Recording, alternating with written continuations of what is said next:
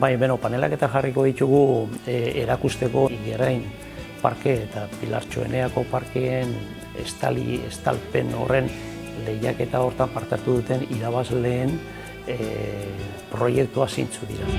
Eta baita informazio bat ere emateko. Parke horien inguruko datuekin kostoak eta ze fasetan egingo diran, noiz hasiko da proiektua egiten, eta aldi berean baita herritarren iritzia jaso ahal izateko. Proiektua egineran kontuan izan nahi deulako herritarren iritzia.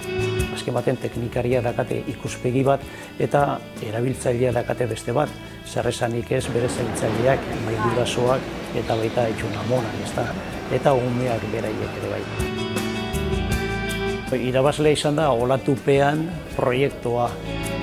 Hauei joain kontratu bat losatu behar zaioe proiektu hori gauzatzeko. Urtarrilean, aurreneko astean izango genukela ja proiektua. Eta proiektu hau gero ejekuziora pasa behar da. Aurre ikusten dena da, gaina uztailera arte ez dela bukatuko obra hori.